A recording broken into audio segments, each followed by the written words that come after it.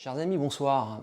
Sur cette chaîne, je vous avais présenté en détail les causes profondes de mes échecs répétitifs dans mes relations avec les femmes durant ma jeunesse, à savoir mon schéma inconscient de vouloir sauver à tout prix des femmes instables, voire en détresse émotionnellement, combiné à mon incapacité à leur faire l'amour. Plus précisément, je ne faisais que revivre, je ne faisais que reproduire la manière dont j'avais vécu dans l'enfance, dans ma tête et dans mon cœur, ma relation passée avec ma mère dans un contexte familial particulièrement compliqué. Pour résumer, à travers les femmes que je rencontrais, je ne pensais qu'à sauver ma mère que je percevais inconsciemment chez ces femmes. J'explique en détail ce volet très important dans les vidéos 9 et 42 sur la chaîne quand j'ai abordé le complexe d'Oedipe. Je mets le lien de ces vidéos dans le descriptif si ça vous intéresse. Ce qu'il faut retenir, c'est que jusqu'à mes 26 ans, j'étais inconscient de mon fonctionnement, de la mise en place et de l'application de ce scénario de sauveur ayant pris naissance dans l'enfance. Je ne pensais même pas au sexe avec ces femmes. Je veux dire par là que dans un mode inconscient, j'occultais la relation sexuelle et je ne désirais avec elles que des tendresses platoniques. En d'autres termes, ma libido était totalement dominée par la fusion platonique que j'exigeais de ces femmes qui, au bout de quelques semaines, fuyaient naturellement et en toute évidence la relation. Les échecs se répétaient. Grâce à ma psychothérapie que j'aborde en détail dans la vidéo 77 sur la chaîne, je mets aussi le lien de cette vidéo dans le descriptif si ça vous intéresse, je pris conscience de mon fonctionnement absurde. Et au fil des ans, au fil de mes rencontres avec la jante féminine, je fis un effort considérable de rééducation. Ce que je veux dire, c'est que dès que je remarquais mon fonctionnement infantile et absurde se déclencher, fonctionnement qui me poussait irrésistiblement à me laisser emporter par mes envies de tendresse chaste que j'imaginais avec ces femmes dès les premiers instants du rendez-vous, femmes que je devais de sauver. Dès que je percevais mon schéma m'emmener déjà si loin de la réalité des faits et du contexte, je me reprenais immédiatement. Avec ma bonne volonté, avec ma force de caractère et le seul outil de ma conscience qui devenait de plus en plus lucide et aiguisé, je tentais de me dompter et d'éduquer mon comportement infantile qui très souvent me rattrapait. J'usais donc beaucoup de mon énergie pour me contrôler et me corriger. Mon affranchissement à l'égard de mes réflexes du passé exigeait une attention considérable à tout instant. Néanmoins, au fil des mois, ma propre éducation s'imprimait dans mon âme pour devenir à son tour naturelle et spontanée. J'avais alors noté une progression dans ma manière d'aborder mes relations sentimentales. Ma libido dominait enfin mon besoin de fusion platonique que j'avais réussi à dépasser grâce à la prise de conscience de mes déviances et grâce à la rééducation que je m'étais imposée. Dorénavant, dans mon couple, il y avait des relations sexuelles. J'en étais fier parce que ces relations sexuelles en couple étaient le fruit d'un long travail sur moi-même, d'une victoire sur moi-même et sur mes angoisses des maladies sexuellement transmissibles. Sur cet aspect, j'avais réussi à calmer et à surmonter mon anxiété. Je parle plus en détail de ma phobie des maladies sexuellement transmissibles dans la vidéo 8 sur cette chaîne. Je mets le lien dans le descriptif également. J'explique notamment comment ces angoisses et ces paniques s'étaient construites chez moi et comment j'avais réussi à les apaiser.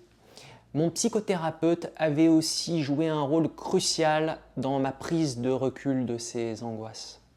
À 27-28 ans, je vivais donc de véritables relations de couple, essentiellement basées sur le sexe ainsi que sur la bienveillance et l'écoute, mais pas trop sur le sentiment ni sur l'affection au départ.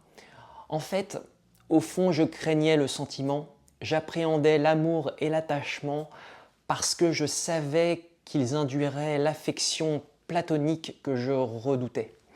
affection chaste, incompatible chez moi avec le désir sexuel.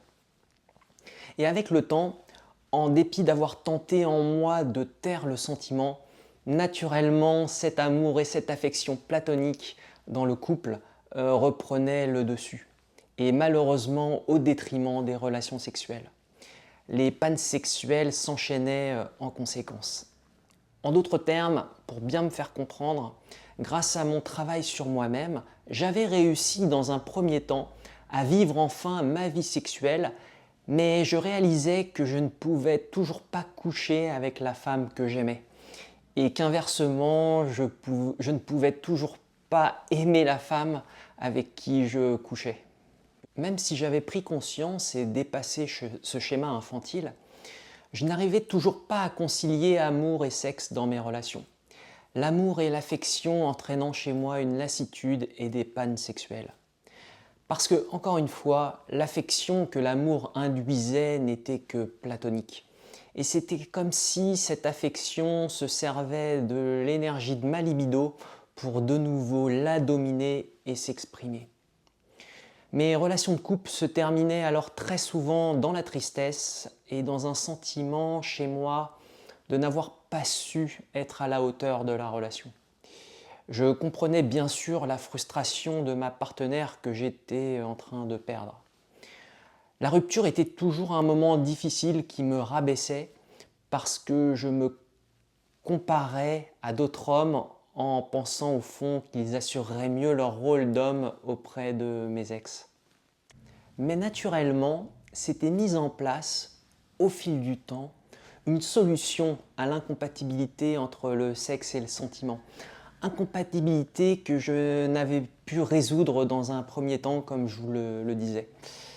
Je dis solution naturellement mise en place parce que cette solution s'était construite en toute évidence, en toute logique et à mon insu.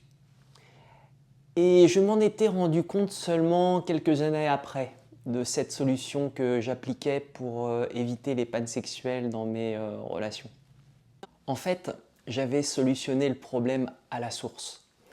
Pour ne plus revivre les douleurs de la séparation dues à mon incapacité à concilier sexe et sentiments, dans mes rencontres, je m'étais mis à éviter les femmes qui, dès le premier abord, dès le premier rendez-vous, réveillaient en moi ma tendance à l'affection platonique, réveillaient en moi mes envies de câlins fusionnels. Je m'étais mis à éviter les femmes qui m'inspiraient de les sauver. Et ce qui chez elles pouvait réveiller mes démons était souvent leurs traits fins qui pouvaient susciter mon affection, leur comportement et attitudes pouvant manquer de sensualité, de maturité, mais aussi leur manque de féminité dans leur physique et dans leur façon de s'exprimer et de se tenir. Également leur fuite des responsabilités dans leur discours. Je m'éloignais de ces femmes pour ces motifs parce que ces caractéristiques réveillaient mes schémas passés. Ce que je veux dire, c'est que si dès le premier rendez-vous avec ces femmes, je sentais poindre en moi une envie d'affection à leur égard, ou bien un irrésistible besoin de les cajoler et de les protéger, je ne donnais pas suite à ces rendez-vous. Parce que je savais très bien où la relation nous aurait amenés. Au départ, il y aurait eu les relations sexuelles, mais très vite, la lassitude sexuelle se serait installée. Je connaissais déjà l'issue de la relation. Alors vous pourriez me dire que peut-être que je me trompais, que peut-être que la relation se serait finalement passée différemment et qu'il fallait tout de même tenter. Et vous auriez raison de penser cela, mais en vérité, je n'avais plus envie de prendre le risque de me lancer. Les abandons et les ruptures à répétition m'avaient fait souffrir dans le passé.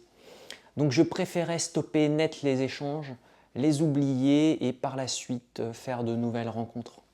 C'était une décision radicale mais nécessaire, je pense, parce que c'est terriblement frustrant de ne pas pouvoir satisfaire et rendre heureuse la femme qu'on aime.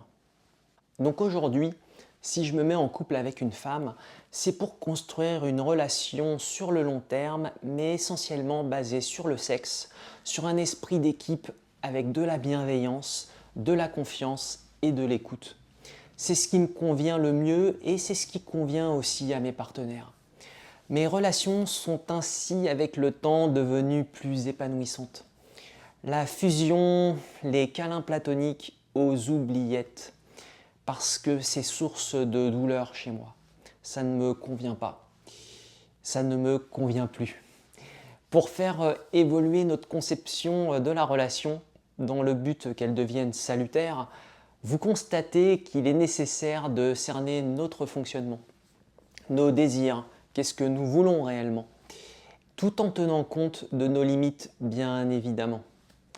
Nous avons tous des limites que nous ne pouvons dépasser en dépit de nos efforts et c'est normal. Il faut les accepter et en tenir compte dans notre évolution de notre perception. J'espère que cette vidéo répondra à certaines de vos interrogations. Si vous souhaitez me contacter, n'hésitez pas à m'envoyer un mail. Je mets l'adresse mail en description de cette vidéo. Et si vous avez des remarques ou des questions en commentaire, j'y répondrai aussi au plus vite. Je vous souhaite une bonne soirée. À très bientôt sur la chaîne.